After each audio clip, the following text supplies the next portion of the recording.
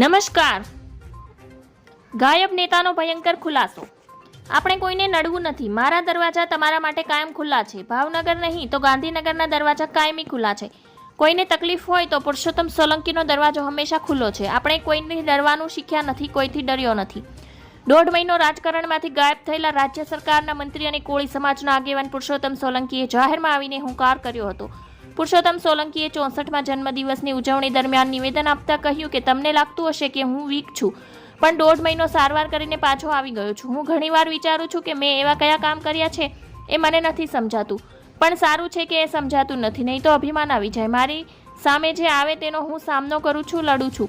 પુરુષોત્તમ સોલંકીએ કહ્યું હતું કે બધાને લાગતું હશે કે પુરુષોત્તમભાઈ વીક થઈ ગયા. મારે હમણાં 1.5 મહિનો સ્ટર્લિંગ હોસ્પિટલ અને લીલાવતી હોસ્પિટલમાં રહેવું પડ્યું હતું, કેમ કે મારી તબિયત ખૂબ ખરાબ હતી.